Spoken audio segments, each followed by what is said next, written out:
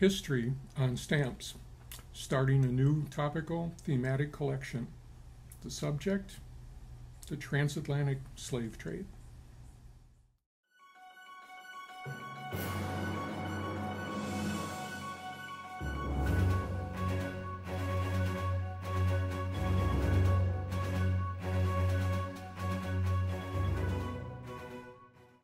Hi, my name's Joseph. Welcome to the Eclectic Philatelist YouTube channel. This video today is about starting a new topical / thematic collection. I'm not sure how it's going to go. I'm thinking this might be a very extensive collection, something that might be turned into an exhibit at some point down the line, possibly a thematic exhibit. The subject is a complex one, and there's a lot of history behind it, and history on stamps is something I'm very interested in. And the subject is the transatlantic slave trade and the emancipation and abolition of slavery around the world. Now, I'm just beginning to collect material for this, and we'll go over in this video how I'm doing some research, what items I have so far, how I'm finding items, and what type of items I'm going to include in this collection. Now, you may ask why this topic, and well, I've always been interested in history, and I find a lot of history has been depicted over the years in stamps, either through commemoratives or on postcards or, various covers, etc., etc. But why the topic of the transatlantic slave trade? Well, it started because of actually a board game. My other main hobby is I play a lot of board games, and I'm interested in historical board games, especially ones that talk a lot about history and let you learn more about history and learn a lot of things that are happening. And a while back I got this little game called Pax Emancipation, and it's basically a card game that you lay out cards and you have 1 to 3 players and you play through, and the idea is or the background of the game is it takes place during the 400 years. It's incredible to think it lasted 400 years, but the 400 years of the transatlantic slave trade. And as I got into that game, I started to do various readings of books on the slave trade and research, and became kind of fascinated with that history. And a lot of it I didn't know prior to starting this project. Of course, in high school, we learned about, in the United States, the American Civil War, and slavery and Lincoln's Emancipation Proclamation, etc., etc. But I wanted to learn a little bit more, and I did delve into things like books here. This is an excellent one. This is A World Transformed, Slavery in the Americas and the Origins of Global Power. I will put a book list in the description for the video. But that's kind of what prompted this collection, and as I was learning more about the slave trade, I thought, well, there has to be postal materials, stamps that cover this period of history.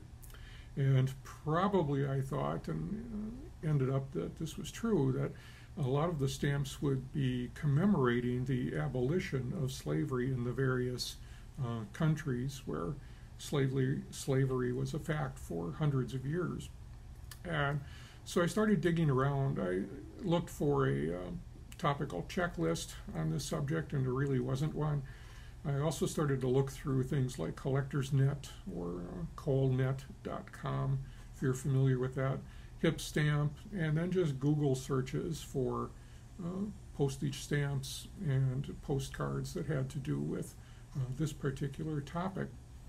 And I came up with some material fairly quickly, and I'm going to kind of show you what kind of material I'm going to intend to collect for this, and what kind of material that I'd like to seek out more examples of in the future to kind of build on this collection. So let's take a look at the first item that I found. Now, the first item that I found is a set of 4 stamps from St. Lucia from 1984, and this was a set of commemoratives on the 150th anniversary of the abolition of slavery on St. Lucia. So a little bit of history behind this. In 1763, when the British acquired the island by the Treaty of Paris, they imported enslaved Africans as workers, and of course the conditions in the Caribbean were very harsh, and many African slaves and even the indigenous people of the islands who were also used as slaves died during these harsh conditions, primarily in working in the fields and working in the harvests for things like sugarcane, which was a main crop on the Caribbean islands. And the British continued to import slaves until they finally abolished the trade in 1808. And in 21st of February 1795, an army of French and African freedom fighters defeated a battalion of British troops. And then for the next 4 months, a united front of recently freed slaves and freedom fighters known as the Brigands, who were ex-slaves, and they instigated this revolt against the region, forced out not only the British Army, but many of the slaveholders who had been loyal to the British. Just under a year later, the British Army returned with many more troops, and the freedom fighters could not manage fighting against that many troops. And Britain eventually reimposed slavery until 1807, when it was formally abolished. However, it was not until 1834 that they abolished the institution of slavery. So there is a difference you'll see in many of these stamps. When abolition occurred, a lot of it was the African slave trade or the transportation of slaves from Africa to the Caribbean colonies by ship, but slavery still existed on the islands and often wasn't abolished until many years later. So this set of stamps also depicts many of the types of labor that slaves would do in this case.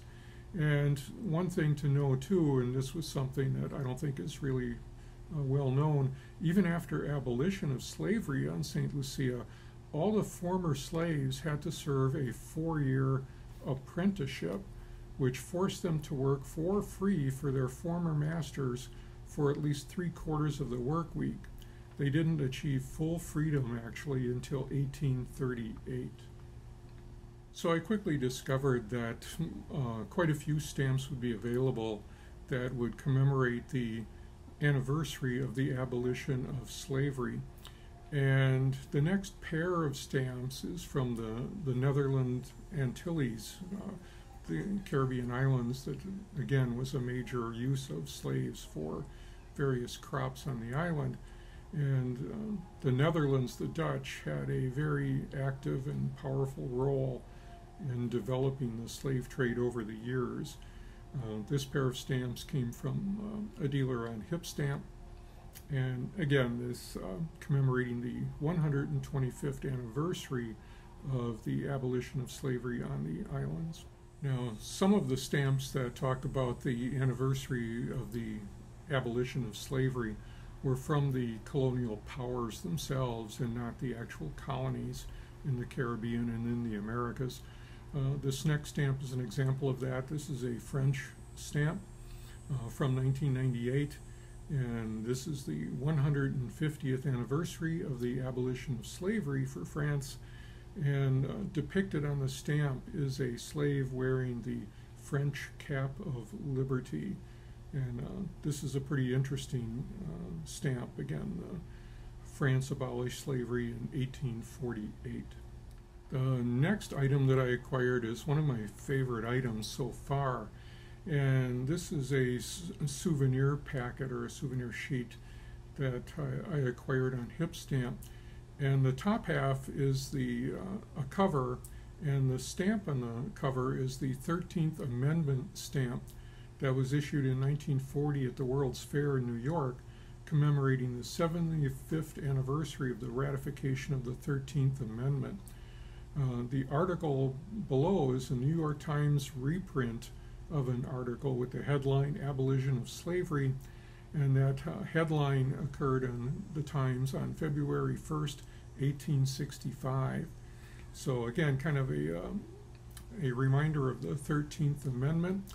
And if you're not familiar with that, you do have a pocket copy of the U.S. Constitution, right? So check that out. This is a great display topic. It's very large, and the article in the New York Times was fascinating to read as well.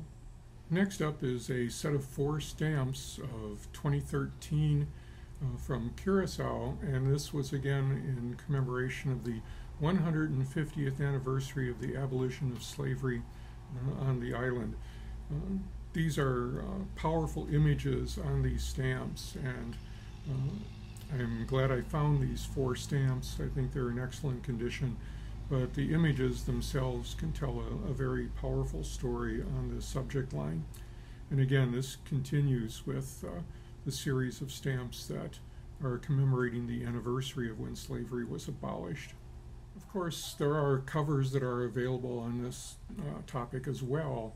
And the first cover that I found is the one shown on the screen now. And on the left-hand side, the cachet, this cover depicts the Reverend Calvin Fairbank. He was an American abolitionist, and he actually ended up serving 19 years in prison just for helping the escape of slaves in the United States to Canada. The stamp in the upper right corner, of course, depicts Richard Allen. Richard Allen was born into slavery in 1760. He eventually became a Methodist preacher, an outspoken advocate of racial equality, and he was actually a founder of the African Methodist Church, one of the largest independent African-American denominations in the country. Now, besides stamps commemorating the anniversary of the abolition of slavery on the various European colonies, a lot of the people involved in the abolitionist movement are also depicted on stamps, especially in the United States. We know about what was called the Underground Railroad, the path to help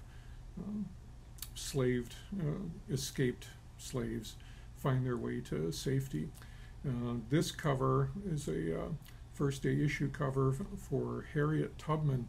And Harriet Tubman was an American abolitionist, and she was a social activist.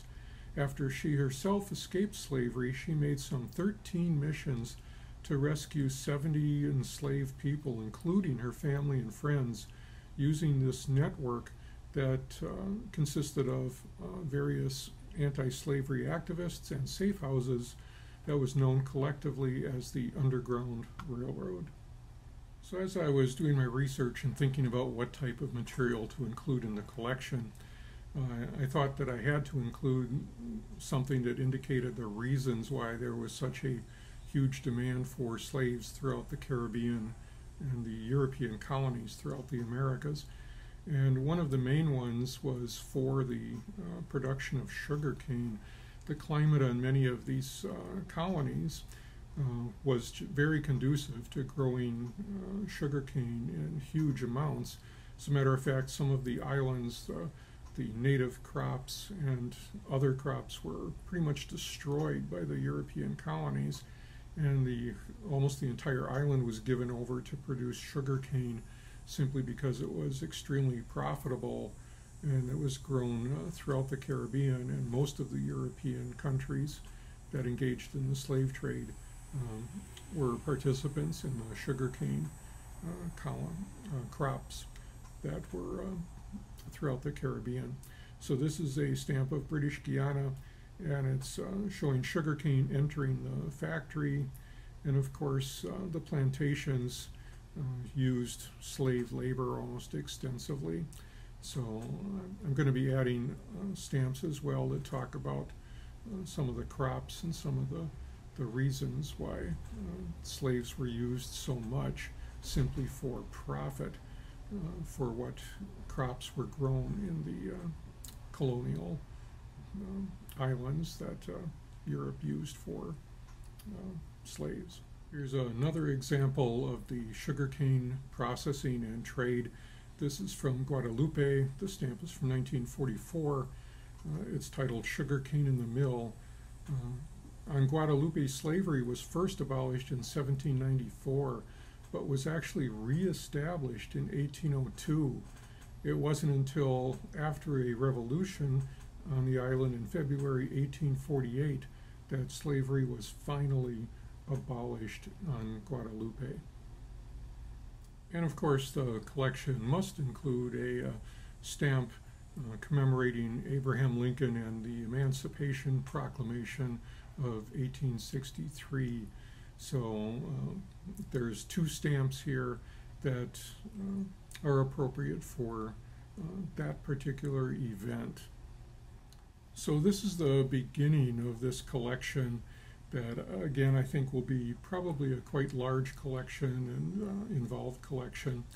And you can see the type of material I'm looking for, that material that commemorates anniversaries of the abolition or emancipation of slaves, covers or stamps that depict people who were involved in such things as the anti-slavery movement, the Underground Railroad, anything from various countries that depicts when they abolished slavery, as well as the reasons for slavery around the world, the horrible fact of high profits and using slave labor just for crops such as sugarcane and coffee and other crops around the world.